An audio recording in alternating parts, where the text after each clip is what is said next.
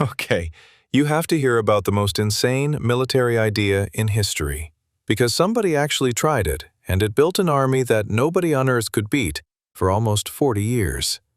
Some guy in ancient Greece looks at his best soldiers one day and he goes, "What if I made them all fall in love with each other?"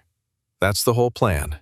Take your deadliest fighters and pair them up as couples, boyfriend next to boyfriend, all the way down the line. 300 men, 150 couples, one unit. It sounds like a joke. It sounds like the dumbest idea a person could possibly have.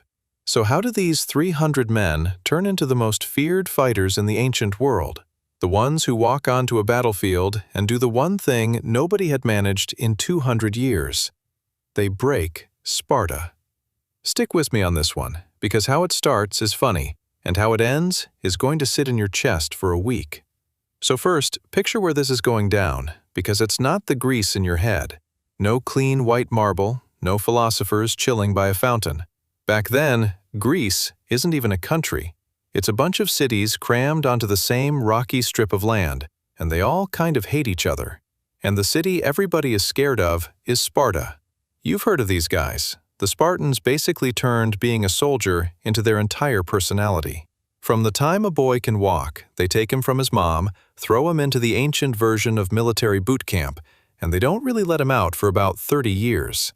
No farming, no job, nothing. Other people grow their food so the Spartan men can train to fight every single day, forever. For a couple hundred years, when a Spartan army shows up on a hill, the smart move is to just go home. Now meet our underdogs, a city called Thebes. Smaller, poorer, the kid who keeps getting shoved into lockers. And it gets so bad that at one point the Spartans straight up march in, take over the fort in the middle of Thebes, and just live there, inside their city, sitting on them.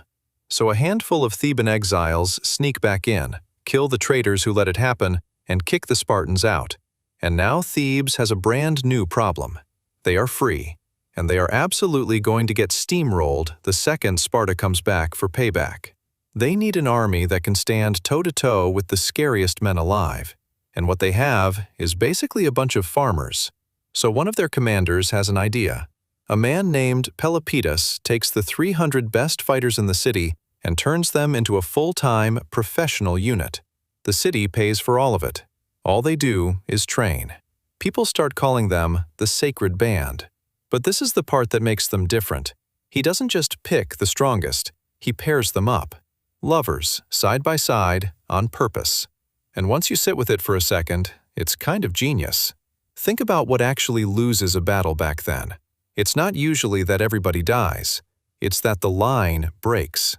You're standing shoulder to shoulder behind a wall of shields. It's deafening. It's terrifying. And at some point, one guy in the back decides he would rather live. He turns. He runs. And panic is contagious. The second a few men bolt, the whole thing falls apart, and that is when you get cut down from behind. So now picture the man on your left. He isn't some stranger from 3 streets over. It's him, the person you would walk into fire for. Are you running now? In front of him? You would rather die on the exact spot you're standing than have him turn around and watch you become a coward. And he feels the same way about you. So neither of you moves. Now copy and paste that 150 times. You don't have a line of soldiers anymore. You have a wall that physically cannot decide to break. Every man is bolted in place by the one thing stronger than fear. And it works right away. Their first real test. The Sacred Band runs into a Spartan force that outnumbers them at least 2 to 1. This is supposed to be a slaughter. Instead, the Thebans punch straight through the middle, kill the Spartan officers, and the Spartans do the thing nobody had seen them do in living memory. They break. They run. 300 lovers just chased off the unbeatable army. And then comes the big one. The 2 cities finally line up for a full battle. And the way everybody fights at the time is basically a giant shoving match. Both sides stack their men a certain number deep and push. Everybody knows the math. Except the Thebans cheat the math. Instead of spreading out evenly, they pile their men way deeper than anyone ever has, all on one side. and they put the sacred band right at the tip of it. It's like throwing a fist instead of slapping with an open hand. They hammer that one point, the Spartan side caves in, and the Spartan king himself dies on the field. And that is the day Sparta stops being Sparta. The boogeyman of the whole Greek world, the guys you were supposed to run from, just lost. And the spearhead that did it was a pile of couples from the city everybody used to bully. For years after that, nobody beats them. The Sacred Band becomes the most respected unit in Greece, and it's so easy to turn them into a stat line. Undefeated this, legendary that.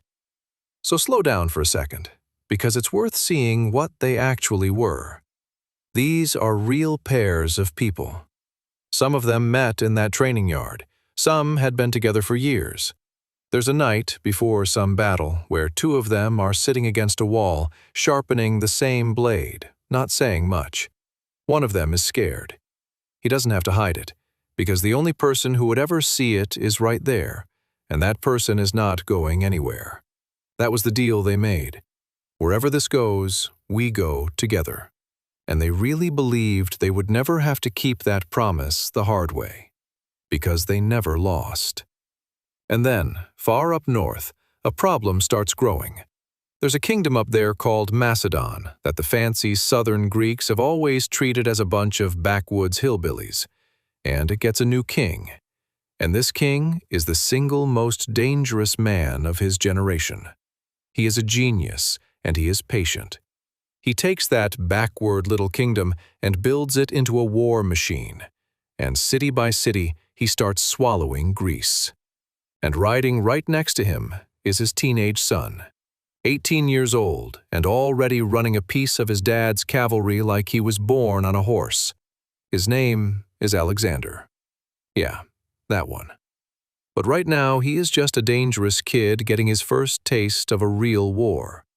Everybody finally figures out that if they don't team up and stop this guy now, there won't be anybody left to team up later. So the old enemies do the unthinkable. Thebes and the rest line up shoulder to shoulder against the king from the north, and the Sacred Band takes its spot at the edge of the line, on the right, the place of honor, the same as always. And the battle happens outside a town called Chaeronea. So watch what the young prince does. He is lined up right across from the Sacred Band, and he waits. Battles like this are all about timing.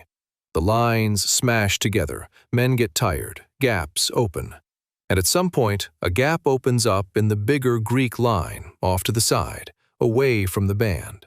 The kid sees it for half a second and slams his cavalry straight into it. And now the rest of the Greek army is coming apart.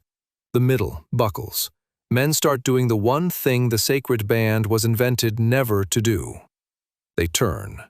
They run. The field is emptying out, except for 300 men on the right. The band could run too.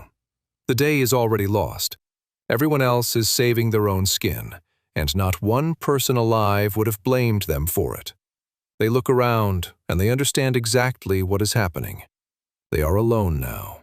The entire enemy army is turning toward them, and behind them there is nothing but open ground and a clear road home. And they stay. They close ranks, shield against shield, the man on your left right where he has always been, and they hold the patch of dirt they are standing on. They get surrounded, and they fight there, in a shrinking circle, until there is no more circle. Every single one of them dies on that field. None of them in the back, none of them facing away. When it's over, the king walks the battlefield to count what he won. He has done this 100 times. Dead men everywhere, same as always. And then he reaches one patch of ground where the bodies are different. They are all in a tight cluster. They've still got their armor on, all tangled up together, and every wound is in the front. Nobody here turned around. Nobody here ran. So he asks who these men were, and somebody tells him. This is the band, the lovers, the ones who never lost until today. And this warlord, This conquering machine who just took over Greece stands there and starts to cry. And what he says gets written down and survives for more than 2,000 years. He says, "May they die in misery. Anyone who dares to think these men ever did or suffered anything shameful." They bury them right where they fell, all of them, together, in one grave. And the people of Thebes set a giant stone lion on top, sitting up, facing out, keeping watch over them. And then time does what time does. The city fades, the lion eventually topples over and gets swallowed by the dirt, and people kind of forget exactly what it was marking. Until the 1800s, somebody goes digging at that spot under the old broken lion, and they find them. Rows of bones, laid out with care, side by side. They count 254 men, lying exactly the way they died, right next to each other. For the longest time, the Sacred Band was almost a fairy tale, a nice story that was probably exaggerated. And then, there they were, in the ground, real, right where the story always said they'd be. Somebody once thought the strongest army you could build was a wall of strangers trained to feel nothing. And he was wrong. Turns out the hardest thing in the world to break is 300 people who simply will not leave the person standing next to them.